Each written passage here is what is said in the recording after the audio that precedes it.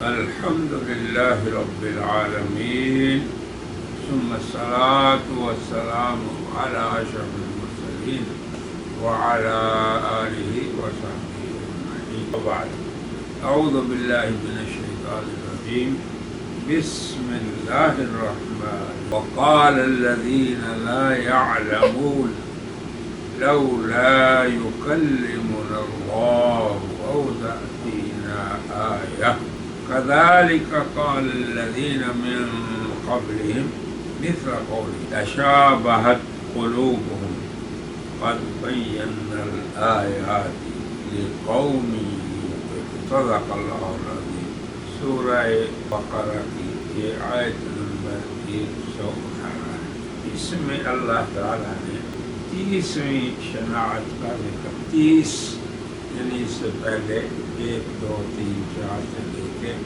30 ہو گئے بنی اسرائیل کی شناعتیں، مگر اس میں نصارہ اور مشرکین بھی شریک، اور وہ کیا ہے؟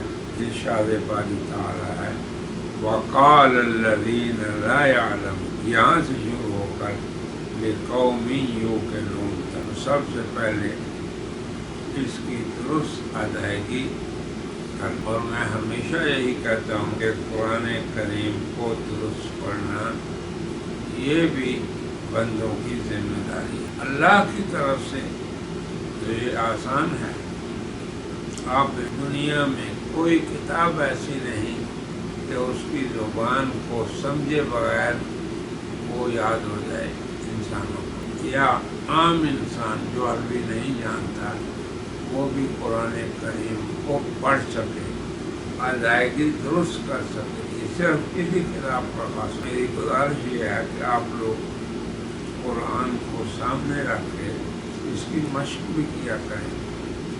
تو سب سے پہلے ہم یہی کرنے لگے ہیں وقال الذین، قاف کو درست ادا کرنا ہے، قال نہیں کہنا، وقال الذین، الذین یہ ذال ہے زائد نہیں، وقال الذین لا يعلمون، عین کا خیال رکھنا ہے، یا کے بعد لا يعلمون نہیں کہنا، لا يعلمون لولا يكلمنا الله أو تأتينا آية كذلك قال الذين من قبلهم مثل قولهم، جہاں جہاں قاف آ رہا ہے اس کو کاف نہیں کہنا، مثل قولهم یہ نہیں کہنا مثل قولهم، تشابہت قلوبهم قد بینا الآیات لقوم یوقنون۔ اب اس کا آسان تر، اور کہا قال الذین، ان لوگوں نے لا یعلمون جو نہیں علم رکھتے جانتے نہیں، کیا کہا؟ لولا یکلمنا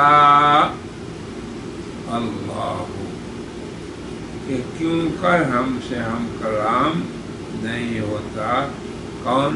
اللہ تعالیٰ، او تأتینا یا آ جائے ہمارے پاس آیا کوئی نشانی، یعنی ایسی نشانی آ جائے جسے دیکھ کر ہم کو آپ صلی اللہ علیہ وسلم کی نبوت و رسالت پر یقین ہو جائے، یا اللہ ہم سے بات کرے یا اس کی طرف سے کوئی ایسی نشانی آئے کہ ہم اسے دیکھتے ہی ایمان لے آئیں۔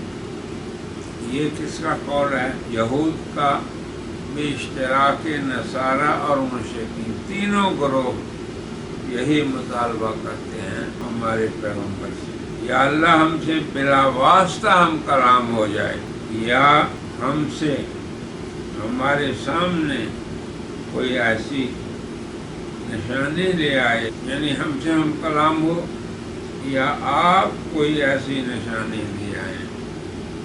اب آپ دیکھیں اللہ تبارک و تعالی اپنے انبیاء کو نشانیوں کے ساتھ تائید فرماتا ہے، اللہ سے کرتا ہے، مگر معجزہ یا نشانی پیغمبر کے اختیار میں نہیں، اس کے ہاتھ پہ ظاہر ہوتی ہے۔ یہ نقطہ یاد رکھیں۔ تو یہ ان کا مطالبہ کہ اللہ ہم سے بلا واسطہ گفتگو کرے یا کوئی آپ ایسی نشانی لے آئیں. اللہ نے فرمایا کذالک قال الذین من قبلہم، ان سے پہلے کفار جو اس دنیا میں آئے انبیاء کے سامنے انبیاء کی دعوت پر، انہوں نے بھی اسی طرح کہا. کیا کہ اپنے مطلب کی نشانی اور معجزہ مانگا یا اللہ تعالیٰ براہ راست ہم سے ہم کلام ہو. اللہ نے فرمایا یہ مطالبہ کذالک قال الذین، اسی طرح ان لوگوں نے کہا من قبلہم، جو ان سے پہلے تھے، مثل قولہم، ان کے قول کی طرح ہی، یعنی انبیاء سے اپنی مرضی کا معجزہ مانگنا اور پھر یہ مطالبہ کرنا کہ ڈائریکٹ اللہ تعالیٰ ہم سے ہم کلام ہو. اللہ نے فرمایا یہ بے سمجھوں والی بات ہے، یہ بے علموں والی بات ہے. تو اس سے پہلے بھی ایسے لوگوں نے کہا، مطالبہ کیا. پھر فرمایا تشابہت قلوبہم، یعنی گویا کہ ان کافروں کے دل پہلے کافروں سے مل گئے، یعنی ایک جیسے ہو گئے مطالبے میں، پیغمبر کے انکار میں اور پیغمبر علیہ السلام سے معجزات کے مطالبہ کرنے میں، یا یہ کہ اللہ ہم سے ہم کلام ہو. اس کے بھی قصے اللہ تعالیٰ نے قرآن حکیم میں بتائے ہیں کہ نبیوں کو ان کی امتوں نے جو کہ نہ سعید اور نہ مراد تھے ایسے مطالبے کیے. وقال الذین کفروا لا یرجون لقاءنا لولا انزل علینا، فرشتے ہم پہ کیوں نہیں آتے، ہمیں آ کے کیوں نہیں بتاتے.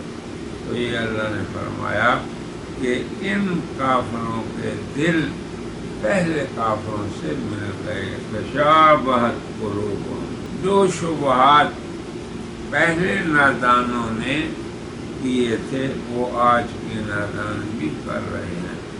اللہ تعالیٰ کی بھی عجیب حکمت ہے کہ وہ بندوں کو آزماتا ہے اور پھر بندوں کے افکار، اقوال، رجحانات مل جاتے ہیں اہل ایمان کے ساتھ اور اہل کفر کے ساتھ.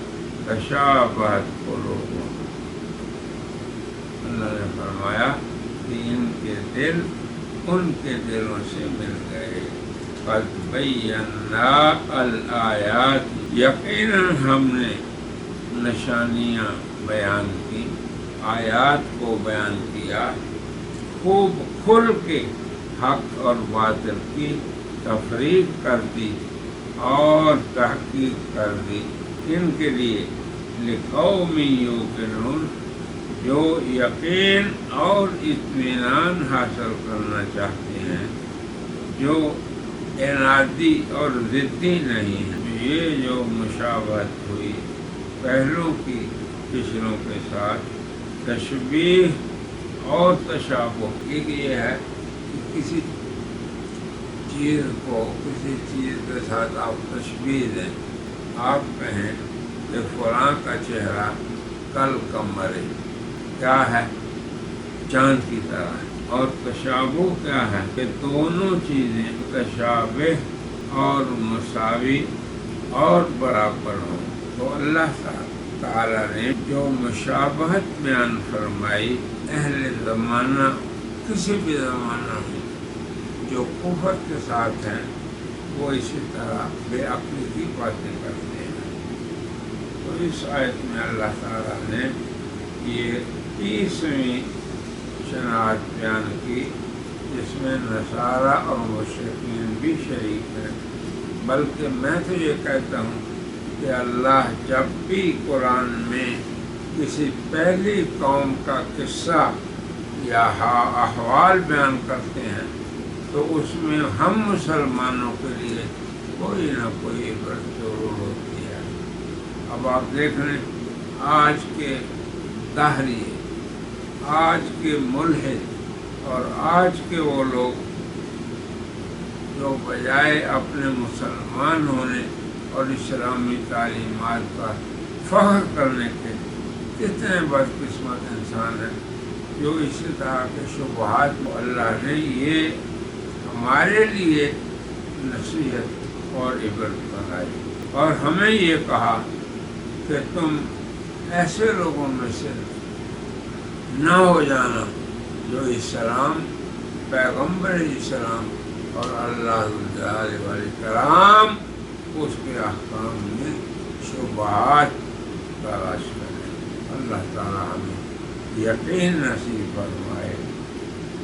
جیسے فرمایا قد بینا الآیات لقوم یوقنون، ہمیں اس قوم سے بنائے جو یقین رکھتے ہیں اور ایمان یقین کے ساتھ ان چیزوں کو ماننا ہے جن کی خبر اللہ اور اس کے رسول نے، اور ان کو اسی طرح ماننا ہے جیسے اللہ اور رسول چاہتے ہیں۔ اللہم اجعلنا من الذین قلت فی شانہم قوم یوقنون، ہم ایمان و یقین والی قوم بنے، شبہات اور شک اور ظلمات کے اندر رہنے والے نہ ہوں، نور کے اندر۔ اللہ ولی الذین آمنوا یخرجہم من الظلمات الی النور، اللہ ولی ہے اہل ایمان کا، وہ انہیں تاریکیوں سے نکال کر روشنی میں لاتا ہے۔